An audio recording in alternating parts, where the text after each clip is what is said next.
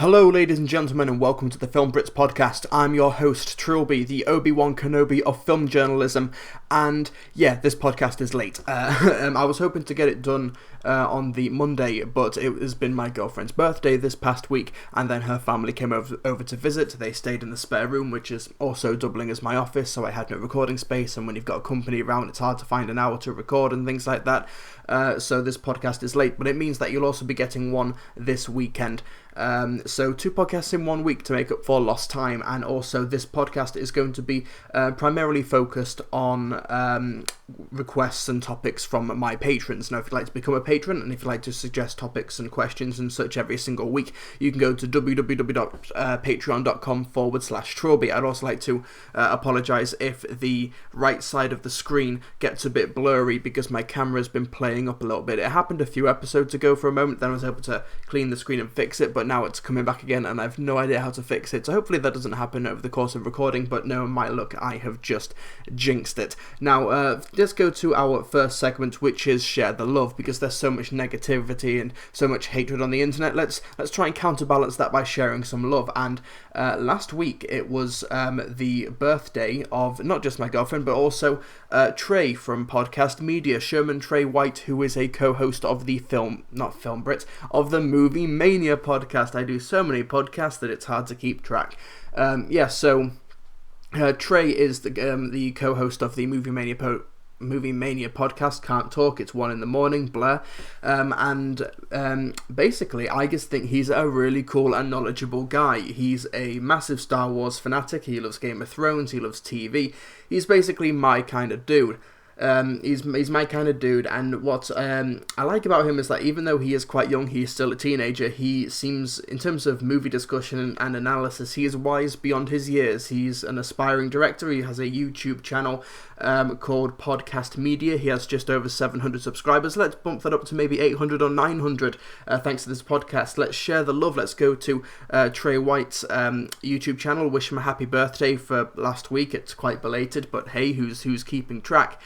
So go onto his YouTube channel or follow his Instagram or whatever and tell him that Trilbee sent you and say hi, and of course you can listen to him on the Movie Mania podcast along with myself and Bandit Incorporated. So let's not waste any time and just go straight to the main topic of the podcast, where I will be taking 4 patron topics and questions. And there'll be no listener questions because this one's just going to be mainly focusing on the patron stuff. So this may be a slightly shorter podcast, or this may be a slightly longer podcast. It's very difficult to tell. But without any further ado, let's get to Dean Jones, who has asked, recently I attended a 10 years of Torchwood screening in Cardiff, and one of the questions asked, was it possible return to TV? My question is, do you think the series will ever come back to TV? Right, so Torchwood, I'm just going to elongate the question slightly. I'm going to talk about my general thoughts on the Doctor Who spin-off Torchwood before getting around to the question, because I think that context is kind of important for a series like Torchwood. Now, when Doctor Who came back in 2005, Russell T Davies did a very great job of expanding the brand. He spearheaded the Sarah Jane Adventures spin-off, which was a CBBC audience, a bit slightly lower budget, but it was quite good television, actually, especially for the age demographic. It was ambitious. It also had a few appearances from Katie Manning, who played Jo, the third Doctor companion, and we also had the final Doctor Who appearance of Nicholas Courtney, aka the Brigadier. I really, really hoped that he would return to Doctor Who, but he made an appearance in the Sarah Jane Adventures. He had a small goodbye, and it was quite wonderful. The series was brought to quite an abrupt end with the tragic passing of Elizabeth Sladen from cancer, which was depressing, but they had a really nice ending. She died halfway during the production of the series, so there was only maybe 6 episodes in Series 5. They even introduced a new side character who they were going to expand, obviously, over the course of future episodes, but her arc was tragically just cut short. So the series does come to an abrupt end, but considering the circumstances, yeah. What also came to an abrupt end, I should say, was Torchwood, because that started off as a adult spin-off for Doctor Who. It was BBC 3. It was going to be more of a teenager and also young adult demographic. It was Doctor Who does the family audience, but Torchwood was going to be cutting the children out of the equation completely and going for much more hard-hitting, much more mature science fiction. And for the first few episodes, we didn't really get that. We got sort of an artificial look at of adult television. We got a sex gas. We got cheeky banter, we got just random violence and lots of sex and lots of love and lots of rock and roll, and we didn't really get much insight into actually who these characters, the Torchwood team, were, even though they were portrayed by really good actors. The budget also wasn't quite there. Despite the Torchwood set being an amazing piece of production, it's clear that most of the money went into that set and not the CGI, not the creature designs, not the makeup. The series did feel a bit cheap because I think that most of the budget was spent on either the actors or the main Torchwood hub, which is still a great set and a great location to have. But Series 2, while wildly varying in quality, Series 1 and Series 2 do not have consistent quality. The quality of the stories and the storytelling on display and the writing is all over the frickin' map. But with Series 2, there were some great stories like Adrift, like in Series 1 we had Countryside as well. There were glimmers of great maturity and just great storytelling and just some great moments. And Series 2, I'm not gonna lie, Series 2 just broke me emotionally when we had the death of Tosh and we had the death of Owen. And I think Owen's arc in that series, well, it felt like it was kind of pushed to the side within a couple of episodes, and the fact that they brought in Freem Rajaman as Martha and then had Owen's arc and just pushed her to the side for 2 episodes was a bit of a disservice to her character. But I liked what they were doing with his character for the most part. And Series 2, the conclusion, I cried quite a lot. And then they crossed over Sarah Jane Adventures and Doctor Who and Torchwood into the Series 4 finale, Stolen Earth and Journey's End, where the Torchwood team, Jack left the group and was able to join the Doctor and everybody for this huge adventure, and then Gwen and Yanto just stayed in a bunker for literally about an hour and had nothing to do. It was kind of annoying. But what happened next was possibly the best thing that Doctor Who has ever done in general, and that was Torchwood Children of Earth, which was a 5-part series, which is possibly some of the best piece of British science fiction ever broadcast, or maybe just broadcast in the 21st century. I don't want to go too broad, but it's up there. It is terrific television. Every episode hits it out of the park. It asks devastating moral questions. It's dark, but it's not superficially dark and mature. It's not like, oh, there's so much sex in these 5 episodes, there's so much blood and violence. It's tackling mature themes of responsibility, of losing children, of what would you... It's raising these moral quandaries that only adults should really be exposed to. You do not ask a child, a 5 or 6 or 7-year-old child, or the Sarah Jane Adventures, or the younger Doctor Who demographic, these questions that you ask in Torchwood Children of Earth. You just don't do it. And it once again just led to a devastating finale that kind of broke the team up. Jack disappeared at the end of the series. He just couldn't deal with the responsibility. There was even just the death of Yanto gets me every time, and I'm probably spoiling the hell out of Torchwood for everybody, but just watch Torchwood Children of Earth. Maybe the additional context for Series 1 and 2 helps, but I think Children of Earth is just great standalone science fiction in general. If you are interested in maybe getting into Torchwood, give maybe a couple of episodes of Series 1 a go, and if you don't like it, give Children of Earth a shot, and if you like that, maybe stick through the rest of the programme. But yeah, Children of Earth is absolutely incredible television, and when it was announced that Torchwood would be coming back in a very similarly formatted show with Torchwood Miracle Day, which is comprised of 10 episodes, I was incredibly excited again, because Children of Earth was such a high bar. And then Miracle Day comes out with an incredible premise. What if everyone just stopped dying? People would still get injured, people would still get bruised and beaten and bones are broken, people would just stop healing. And I think that's an incredible concept. Just one day, there's just a random switch that is flicked, a hypothetical switch, and then all of a sudden people just cannot heal. They cannot die. And that's an incredible premise. They botched it. It's a 10-episode train wreck. It is honestly one of the worst pieces of Doctor Who content ever produced. Especially when in context of the revived series. It is absolutely terrible, and all of this all these great ideas, like the world's population is growing, what happens to the hospitals, what happens to food shortages, what happens when people cannot die, the population soars, and all of these strange medical emergencies happen. and then it's just brushed to the side to follow these incredibly weird and bizarre subplots involving, what was the name? It was the guy from Bill Pullman. Yeah, Bill Pullman just is playing this really reprehensible character who's just on the sidelines for absolutely no reason whatsoever. He's given the death penalty, but he cannot die, and then he becomes kind of a celebrity because of his past and all that. And it's so weird, and it just feels like it should be focusing on the world that is being created around this weird miracle, for lack of a better term, miracle.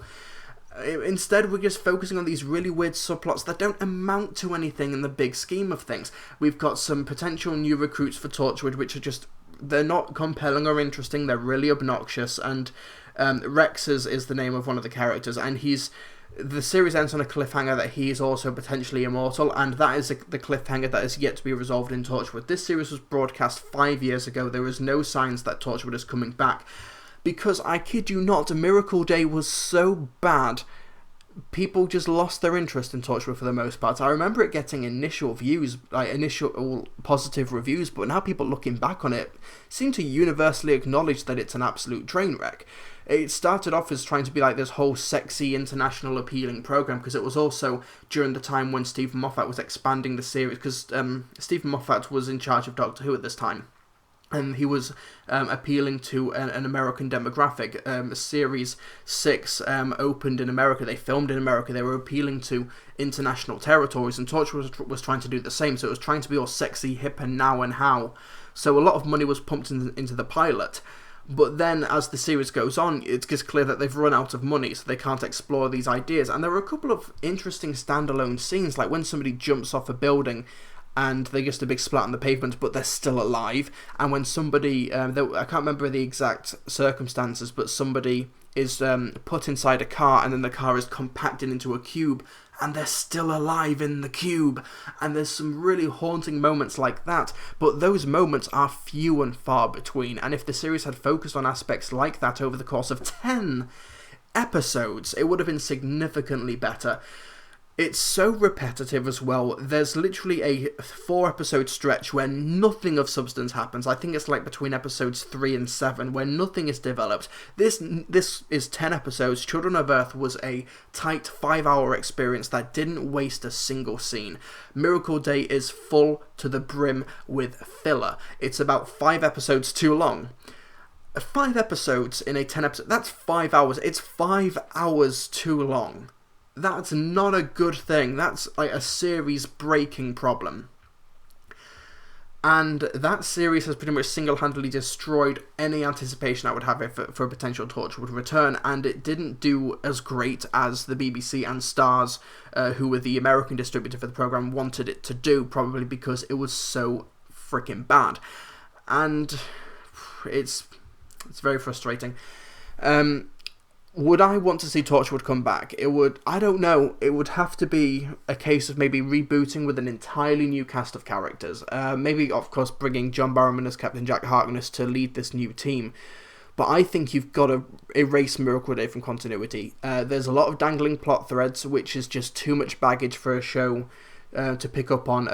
When you have a series which ended on such a poor note with a lot of baggage, people are not interested in the series picking that baggage up and running with it. You've got to start the slate clean. You've got to ignore the Rex cliffhanger. You've got to ignore all of these things. It's a very tall order to maybe bring back Torchwood from Miracle Day in the same continuity. I think it could be done, but whether or not it will have the initial success that a series launch will need, I don't think it will. I think you need to start from scratch, erase Miracle Day from continuity, continue on from Children of Earth, where did Captain Jack go after the events of Children of Earth, and then start off from there. Maybe it's a mid-quill, maybe between Children of Earth and Miracle Day, when Jack disappeared, where did he go, what was he doing? It was established in The End of Time Part 2 that he was wandering the universe because he has that fling with Alonzo, which I think kind of betrayed the character, especially after the death of Yanto. But, of course, maybe a significant portion of the Doctor Who viewership did not know of that plot point. So, I don't know. Do you want to fight that battle? I don't know. It's not my place to say at this particular moment. But I think a mid-quill is the way to go. An entirely new Torchwood team, maybe an intergalactic Torchwood team or something, because Captain Jack is in space, he's not on Earth, you could introduce new creatures, new characters. I know that Torchwood has been having quite a bit of a success with Big Finish. They did a very good audio drama, because there was that Hadron Collider thing, where they were going to be opening up a black hole. What day was that? That was like in 2010, I think it was. That was a pretty solid audio drama, because I remember the only reason I've heard it is because it was released for free. It was something that they did to commemorate the Hadron Collider. I'm looking online for what it is. Audio books, audio novels, Big Finish audio stories. Was it Lost Souls? It might have been. It was 2008. What am I on about? Blimey, that was a lot earlier than I thought it would be. But yeah, in 2008, they were going to be switching on the Hadron Collider, so they did this hour-long audio play, and they released it for free. And then you can still buy it. You can purchase it now. It was free for a limited time. You can get it on CD and on an MP3. And it was a solid audio drama. I'm normally not one for radio drama. I don't really listen to it that much. And I actually know quite a few people who write audio dramas. And they're thinking, well, we should submit a script. And it's an art that I cannot get my head around, because you've got to have these characters describe the events. You've got to have them describe what's happening around them and speak out loud. It's like that line in Futurama where the robot devil is like, you can't have people announce how they feel. That makes me feel angry. It's that form of writing, not to belittle audio dramas. It's how it's got to be done, and people are able to make it work incredibly well without making it obvious that they're pointing out every single detail. I personally just can't do it. It's an entirely different language. It's a very different prose. So I have a great amount of respect for writers and directors and the audio engineers that make radio dramas. It's just not something I'm personally into, but that was a good one as far as my opinion counts. So do I think it will ever come back to TV? I think should it come back to TV? I don't think it should. But will it come back to TV, which is Dean Jones's question?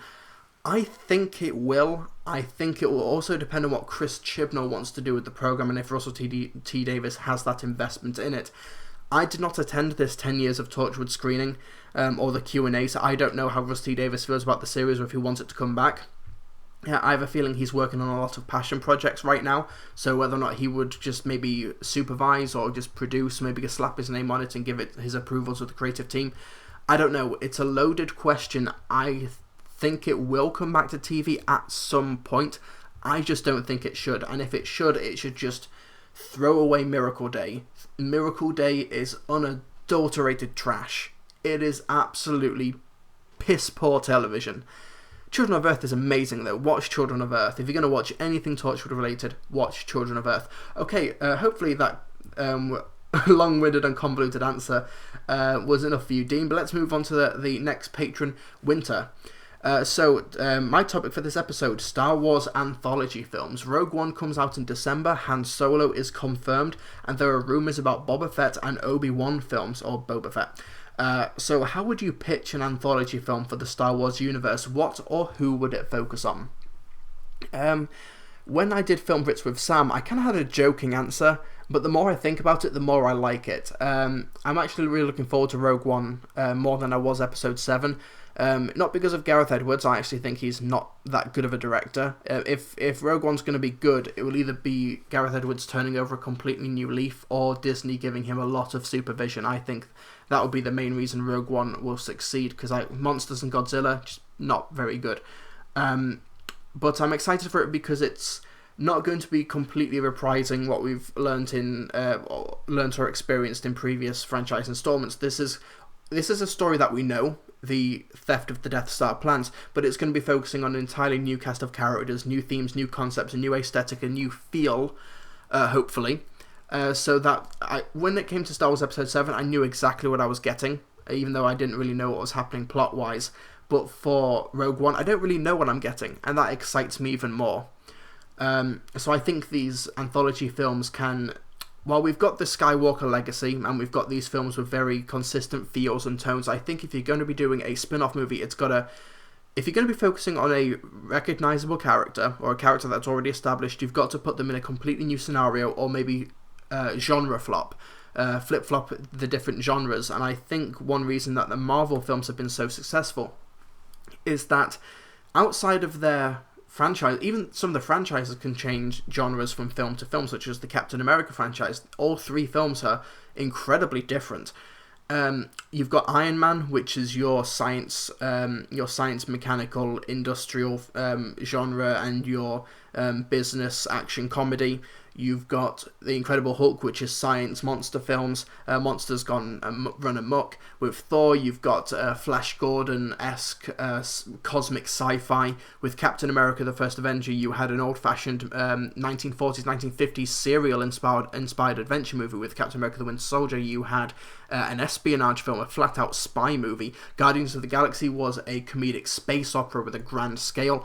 Ant-Man was a heist movie. Doctor Strange is going to be a whimsical, insane, visually spectacular, potentially horror-themed movie. I'm seeing it on Tuesday. I'm very excited about it. These films are successful because they are not the same movie or the same feel and tone over and over again. I think Star Wars spin-off movies have to adopt that formula.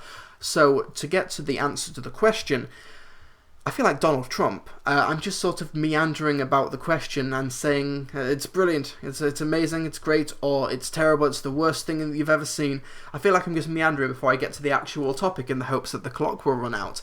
But for Star Wars spin-off movies, I would love to go with Obi-Wan Kenobi Western, where you have a man with no name story. Get Ewan McGregor back, maybe when he's a little bit older.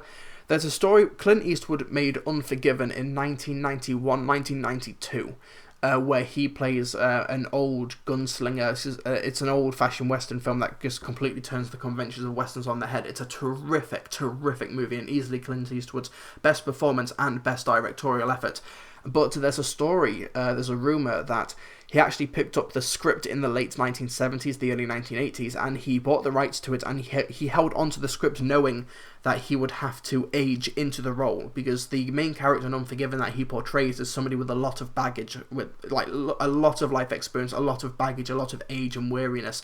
So he knew he would have to wait a significant amount of time before portraying or adapting this character. That's just the rumour. And I think maybe Ewan McGregor could do something similar. Or maybe just get some old age makeup and see if he can act his friggin' socks off, because he's a terrific actor. Because you've got this span of time between Star Wars Revenge of the Sith and Star Wars A New Hope, where he is allegedly looking over Luke Skywalker on Tatooine. And I think there's a lot of material to be wrung there. Maybe he's kind of become complicit just watching over this boy, and he's wondering, maybe he hears stories of these places nearby or a neighbouring planet where terrible things are happening, and maybe somebody just calls for his help, and he's wondering whether or not he needs to move to... Can he leave his responsibilities looking after or watching over Luke for maybe just a couple of days? Can he afford to do that? If something goes wrong, would he be able to live with himself? But conversely, if he knows he is able to do something to help these people and he doesn't do it, will that also just really conflict with him? With great power comes great responsibility. And I think you could even throw in Darth Maul. Maybe Darth Maul is the instigator. Maybe Darth Maul is the... Because it's canon that he's still alive after the events of the Phantom Menace. It's canon in Star Wars Rebels? Is it Rebels or is it Clone Wars? Either way, he's back and he's got spider legs. Maybe he comes back and then you can actually do something with Darth Maul as a character other than just be a great visual for the poster or a great money shot for the trailer. I think that maybe having Obi-Wan as the man with no name, because he loses his identity between Revenge of the Sith and A New Hope. He's very much Obi-Wan Kenobi at the end of Revenge of the Sith, but for A New Hope, when Luke says he's called Ben Kenobi, and when he says Leia's asking for Obi-Wan Kenobi, you're my only hope, he says Obi-Wan Kenobi. Now that's a name I've not heard for a long time. Maybe it's how he lost that identity, maybe it is because a Western playing with the themes of the myth making, the myth of the gunslinger and how that influences somebody. Maybe he got caught up in his own hypothesis. There are all of these themes that you can play with that feel organic to the Star Wars universe and also fill in some narrative gaps that would be interesting to explore. And in the Star Wars prequels, they're not good movies, but the unanimously decided upon positive factor of those prequels is that Ewan McGregor was a great Obi-Wan Kenobi, particularly from Attack of the Clones onwards, because in Phantom Menace it was okay, but when he got older and he became more of a father figure to Anakin, and of course when he grew the terrific facial hair, he definitely inhabited the character that we know and love, because people forget this, but the portrayal of Obi-Wan Kenobi by... I feel terrible. I feel terrible who's portrayed him. I'm going to have to Google this. I feel the worst, but it's the first... People are just yelling at the screen right now.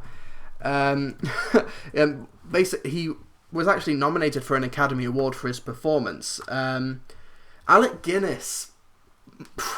I just had a complete brain shutdown then. Alec Guinness he was the most high-profile actor in that movie at the time, and he was basically the prestige to give Star Wars some legitimacy within the film community, because that was what you did back in the 60s, 70s and 80s. If you had unconventional material or an unconventional film, you put in a big-name star. Like with Superman the movie, you had Marlon Brando and Gene Hackman. Those were the big names for that movie.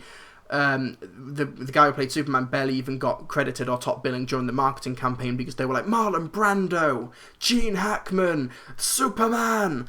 That's what they did. But Alec Guinness is terrific in that film. He thought the film was going to be absolutely terrible behind the scenes, but watching the movie, he doesn't let on. He's terrific in that film, and Ewan McGregor did a great job at portraying a younger version of him, a character who would one day become the Obi-Wan Kenobi that we know from A New Hope, played by Alec Guinness.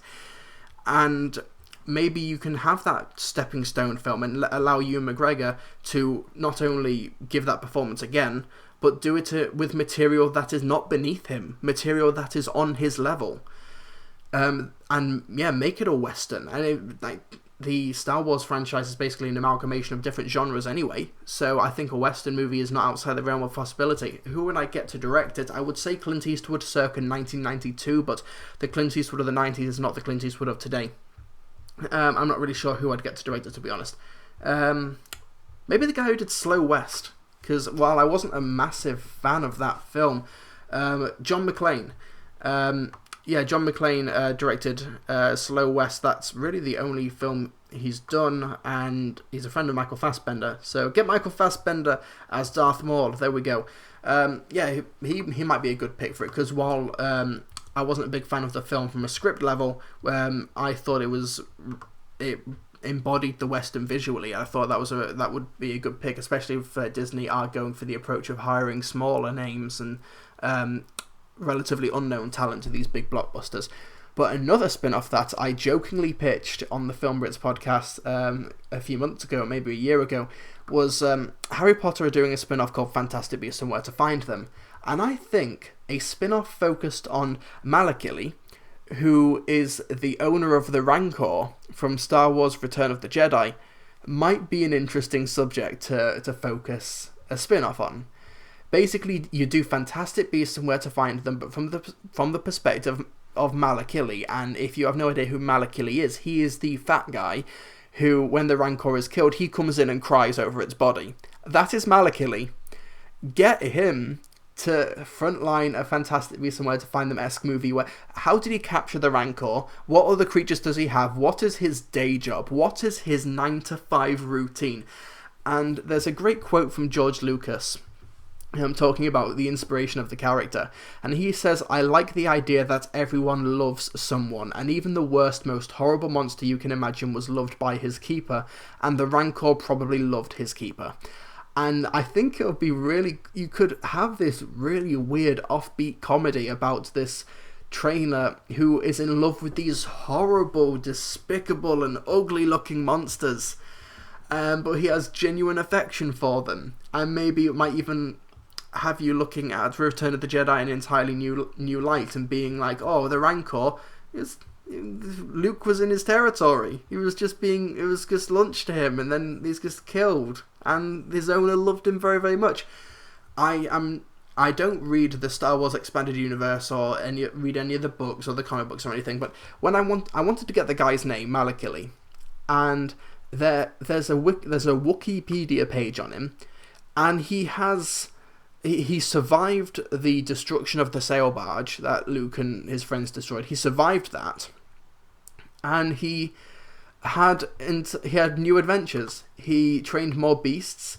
Because in the story, apparently, I'm just looking on the Wikipedia article, in the Aftermath Life Debt story, he had more stories and adventures, and he did more stuff. So he's clearly got a fan base. this character, the writers clearly want to tell more stories with him. So I don't quite know what you'd do story wise, because I don't know the expanded universe, and I don't know what's canon and what's not. So I don't know where you'd fit his story. But I'm just thinking, before the events of Return of the Jedi, how he met the Rancor, how he trained the Rancor, how these two formed a weird bond, and then all of a sudden this Luke Skywalker dickhead just comes in and kills him. I think I'm half joking, but I think it's interesting. It's an offbeat adventure. So yeah, anyway, let's get to the next question from George. Seeing that we have been getting a lot of remakes of highly regarded films in recent years, do you think there are any poorly received films you would think would benefit from being remade for the current generation of films? It's an interesting question. We've seen this type of precedent set before, like movies like Dredd was not strictly speaking a remake. It was adapted from the 2000 AD comic book character Judge Dredd. There was the Sylvester Stallone movie Judge Dredd in the 90s, which was terrible. But people kind of consider Dredd to be a reboot of the Judge Dredd film franchise. So as a result, that is a film they did remake a poorly received film, or at least they changed the legacy of it. The thing is, Hollywood are awkward in that they're not going to remake films that either were poorly received and also had like poor box office, and because if anything's worth remaking financially, it's something that already worked before. So you get this weird cycle of perfectly legitimate films and perfectly fine films being remade because it's a brand, it's a successful brand that they know they can do. Like Ghostbusters, while I wasn't against the idea of a remake, Ghostbusters is a 10 out of 10 comedy from the 80s. And it was already done perfectly fine before. Back to the Future is a movie that should not be remade. You should not do a Willy Wonka prequel, Warner Brothers. What the hell are you doing? Blimey, at least wait for Gene Wilder's corpse to decompose before you sign on for a prequel. It's kind of in bad taste. But in terms of films that I think were poor, or like maybe missed opportunities, movies with great concepts that should be given a second shot, and I think one film is Hancock, directed by Peter Berg, the Deepwater Horizon and Battleship director. If you've not seen Hancock, it was a big deal in 2008. It was one of the most successful superhero movies of the year, and considering the fact that it came out the same year as The Dark Knight, Iron Man, and The Incredible Hulk and Hellboy 2, that's quite a feat, that's quite an accomplishment. And I remember it had a terrific marketing campaign and a terrific premise. Basically, Will Smith plays a alien superhero. He's come to Earth. He has no idea where he's come from or who he is, but he's just a raging alcoholic. He's a drunk. He has no idea how to be a superhero. He causes lots of collateral damage. There was a great marketing campaign where it was showing footage of Jason Bateman plays this marketing executive who wants to change Hancock's image. And he's showing Will Smith, Hancock, he's showing him footage on an early days YouTube of him saying, oh, you've gone to the beach, you're going to save the day, there's a beached whale, and then you just throw it into the ocean and sink a boat. He goes to he stops criminals, but he destroys a highway. He goes to the sun. I can't remember what he was doing on the sun, but then he lands on a beach completely nude because all of his clothes are burnt, and he just eats all of the ice cream from this vendor's truck. It was a really clever marketing campaign and a great premise, and this was back in the day when you could just put Will Smith on the poster and the movie would break 500 million worldwide easy. And the first half of Hancock is terrific. But the second half, when it's established that Charlize Theron's character, who plays Jason Bateman's wife, is also part of the same species, and they've got this really convoluted biology where the closer they get, the weaker they get. And there's this really convoluted and really unsatisfying finale. But I think the idea of the first act could easily be extended to an hour and a half, 2-hour film on its own. You didn't need that second half. But the issue with remaking a film like Hancock is, who do you get in the Will Smith role? Because Will Smith was such a great Hancock, and because it's such a high-profile disappointment that had a perfectly great first half anyway, how do you remake it? Like, what's the angle? Because you've got to change the second half, and what do you do when you... It's an awkward one to remake, I get it, but I think maybe as a TV series, or maybe a comic book or something, maybe just something to expand and follow through on this really great premise of a drunk alcoholic superhero who has no idea what he's doing, having to reform. There's just some great moments in the first half of Hancock as well, like when he is in the courtyard of a prison because he's been sent to prison, but he could easily just beat up everybody. He literally shoves someone's head up his own ass, which is amazing. And a basketball bounces out of the court. He jumps out to get it, and he realizes, I can just jump out of here and go. I could go right now, and they can't stop me. But he decides to jump back into prison. He jumps back in to get the basketball and to return it.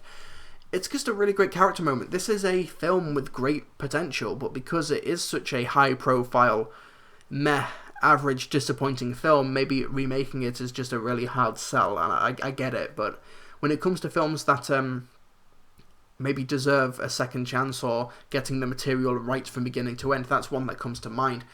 Another film could be The League of Extraordinary Gentlemen. Now, I think that the 2003 film based off the Alan Moore comic strip is a good turn-off-your-brain, dumb fun blockbuster. I think it's got really solid production values. It's got some surprisingly good performances. Jason Fleming is a great Dr. Jekyll and Mr. Hyde. The Mr. Hyde makeup, the full practical bodysuit with the huge arms, and that's a really impressive practical costume and makeup. That's, say what you will about the film, it's got a budget, and it's got really good production values, and everything from the automobile and the Nautilus, and there's even some great action sequences, and the Invisible Man effects are really effective, and I think that there is a lot of merit in The League of Extraordinary Gentlemen from a production standpoint.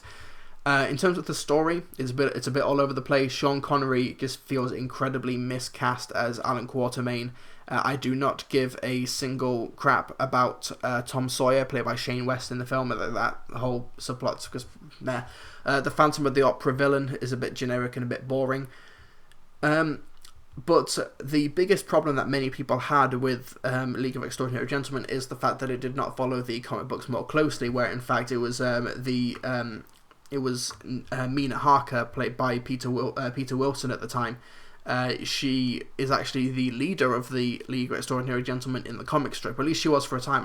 I'm not incredibly well versed in the Alan Moore comic books, but she was the leader, and then I think that the idea of a Victorian steampunk-esque Avengers group with these literary figures like Captain Nemo, Alan Quatermain, Dorian Gray, Dr. Jekyll and Mr. Hyde, Moriarty, and all of these other characters, I think that it's time. I think that the moment is right. I think that team-based, spectacle-driven superhero movies are in. I think that the setting and the aesthetic and the characters could easily set it apart. I'm not quite sure who's sitting on the rights. It may still be 20th Century Fox, who distributed the film originally.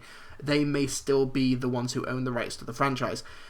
But there has apparently been talk. Yeah, 20th Century Fox and Davis Entertainment have agreed to develop a reboot. That was back in 2005, May 2015. And John Davis, I'm not sure what John Davis got. He's a film producer and the founder of Davis Entertainment, who are putting together this League of Extraordinary Gentlemen movie. They say that it will be a female-centric film, so maybe they will be having Mina Harker as the lead of the group. I feel like this company, though, may have botched the approach to Victor Frankenstein, which was the Paul McGuigan, Max Landis film, which was kind of going for the same tone that I was describing I would like to see the movie be, where it was like a period action movie in the vein of maybe Guy Ritchie's Sherlock Holmes. That movie was not very good. Hopefully they can do League of Extraordinary Gentlemen, maybe follow the source material a bit more closely, and I think the time is right. I think that it could be done, and I think it can be done very well. Even though I am a fan of the movie, I think it is a solid film in terms of just a summer blockbuster comic book adaptation from 2003. It could have been better. It could have been a lot better. And I think that would get some great talent in front of... Get a great ensemble cast, because you're seeing I'm not sure what setting they're doing for the Universal monster movies cinematic universe with the Mummy and Frankenstein and Wolfman and Invisible Man and Bride of Frankenstein and everyone. I think they're going for a modern day approach, and I think because they are going for that time period, you could capitalize on the fact that 19th, 20th, early 20th century setting is not being seen on the big screen in the blockbuster space. I think you can capitalize on that niche. So that's another one. And there's also Child's Play, which we don't really have a shortage of living doll or inanimate object coming to life movies, but I think Chucky is an iconic character. I think that while what was it called? It was called Curse of Chucky, the straight-to-video release from 2 or 3 years ago. I actually think that's the best installment of the franchise. I think you could do a mostly horror-centric Child's Play remake or reboot. You maybe change the voice actor for Chucky, and while Child's Play is kind of a goofy premise playing it straight, I think maybe you could go scarier. Maybe, I'm not sure. That's just something I just thought off the top of my head. I think maybe the technology is there to make a much more convincing practical puppet. I think that the Child's Play license still has value, and it might be an interesting experiment. I don't know. I think it might be an interesting reboot. But those are my 3. Hancock, League of Extraordinary Gentlemen, and let's say Child's Play, just for the fun of it. Okay, so let's go to the final Patreon topic. Just take a drink. Right, Zachary Taylor asks, why do most video game movies fail? Because it is possible to make a good one, like the Phoenix Wright movie, the first Silent Hill movie, and the first Mortal Kombat movie, but why do most end up sucking really hard? It's an interesting question. I think that video game movies in the near future are going to be kind of like what the comic book movie was in the early 2000s, where you are going to be seeing a huge amount of releases made, which just completely come at the right place at the right time, like Spider-Man, like X-Men, like Blade, and then that will become the new trend. I think that comic book movies still have a very long lifespan ahead of them, but video game movies are probably going to be the next big adaptation craze. But why do most of them end up sucking? I think that there are 2 factors at play here. The first is that the video game industry is very derivative. I think that what they do is that they copy the movie industry to such an extent that when they do get adapted into films, you're just making low-rent versions of previously established franchises. Like Lara Croft is just female Indiana Jones, Resident Evil is just a George A. Romero zombie ripoff. And then when those get adapted, when you get a Tomb Raider Lara Croft movie, when you get a Resident Evil movie, people just say this is just an Indiana Jones knockoff, this is just a George A. Romero knockoff, and I think that one reason that many of the video game movies have been sucking is that they are choosing the wrong material. Need for Speed is just a Fast and Furious ripoff.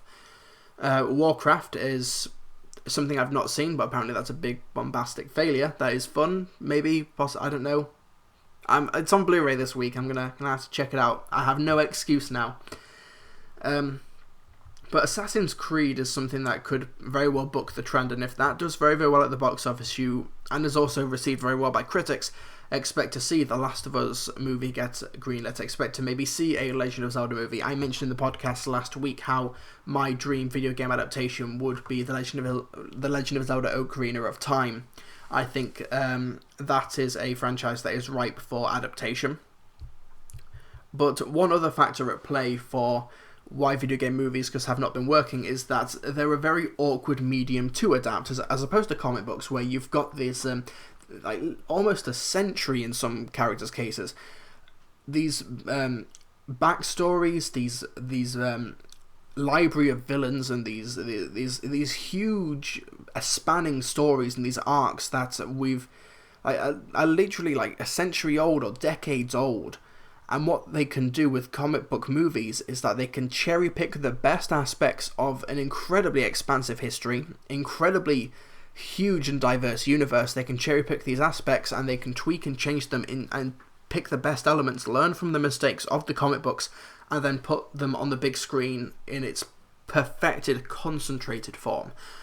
Like Civil War is a great premise and it's filled with some iconic moments, but as a comic book as a whole, it didn't really work all the way through. So what Marvel did was that they learned from the mistakes of the comic book run. They took the best aspects, they took the premise, and they made it fit into their own universe, and they just made bank. With Winter Soldier, they streamlined the story, they took the bare essentials, they took the best aspects of their comic book arc, and then they put it on the big screen and had massive success.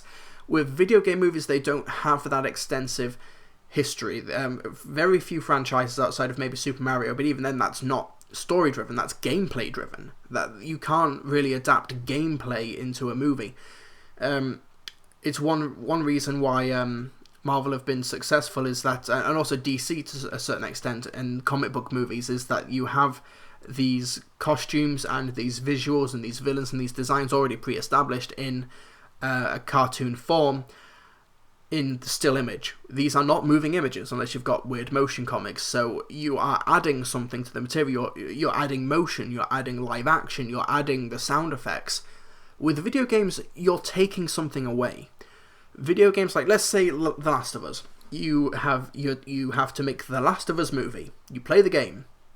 You have the voice acting. You have the character designs. You have the motion. You have this world in a nearly photorealistic appearance. And then you're being told, adapt it into a movie. You're essentially just remaking The Last of Us, but you're taking away the gameplay. You're taking away the key selling point of the medium. Whereas with comic books, you are adding something to that medium. And when you already have this established world and this established aesthetic with a video game like The Last of Us or Bioshock or Gears of War, an adaptation kind of becomes redundant. And it's a very awkward balance. Like, Assassin's Creed may be doing something different because apparently only 30% of the movie is going to take place in the anime. It's about 70% of the film is going to be Michael Fassbender in this facility, which I think is, if that is the case, those trailers are massively misleading. But what it's doing is that it's taking the most narratively interesting aspect of that game, at least where most of the getting tired, getting a bit slow. Not many people are interested in the modern day contemporary aspects of Assassin's Creed because that's not where the interesting gameplay is. The interesting gameplay is going into the Animus and killing and stabbing and jumping and leaping and climbing and doing leaps of faith and everything. That's the key selling point for an Assassin's Creed video game. And when it gets to Desmond in the modern day, you're listening to people, you're walking around facilities, you are not really engaging, you're not doing anything interesting gameplay wise, and as a result the story may not compel you. But when you focus on that in a movie, you maybe could make that compelling. You can make up for where the video games had a lot of, where they dropped the ball, to put it bluntly. So it's an interesting. I'm not quite sure how it would be done, other than, you made a Bioshock movie. Just I don't know. Just make a Pirates of the Caribbean-esque underwater adventure. I don't know. It's tough. I think the most interesting video game adaptations will come from maybe the more abstract franchises like Mega Man, like Super Mario. And it might not even be live action. I think an animated Nintendo Cinematic Universe would be an incredible success. I think it would be the best way to go. I think you start with Kirby. You start with Kirby to establish the big, wide universe. He can travel anywhere with the Warp Star. You've got an incredibly marketable Minion-esque, simple character design. You can have a family-friendly film. Make bank on Kirby, and then you can maybe expand to The Legend of Zelda, to Super Mario, to what else is in Super Smash Bros? The Metroid franchise, F-Zero, Star Fox, and then the big Avengers Justice League team-up movie is Super Smash Bros.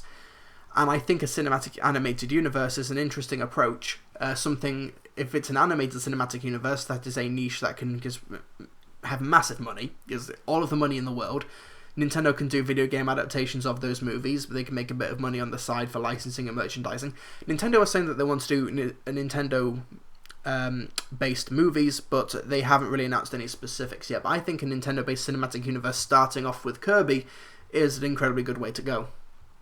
But those are the abstract animated film concepts. I think animated video game movies have hit the nail on the head for the most part. You do have the Professor Layton movie, which is, I think, a terrific adaptation. You've got the Pokemon movies, which hit and miss for the most part, but Pokemon 3 is a legitimately good film, in my opinion, even though it is a franchise that can only really be enjoyed by the fan base. And you do have some animated movies, like the Resident Evil Degeneration is good. There's the Dead Space movie, which I've yet to watch, and they're making a Bayonetta movie, a Bayonetta animated movie. So animated films they're hitting the niche appropriately, and they're making quality films for the most part. But in terms of the big live action blockbusters like Assassin's Creed, like Warcraft, we're not quite there yet. But I think it's just going to take that one success, and then the floodgates are going to open.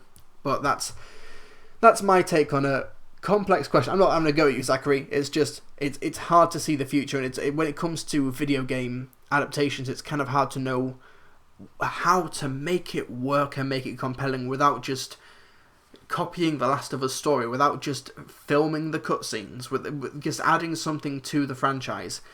Maybe it will take a long time to get that formula down. I've yet to see Warcraft, so maybe I'll be able to watch that and think, okay, this is where it went wrong, this is where it went right. But when I do see that, then I'll let you folks know.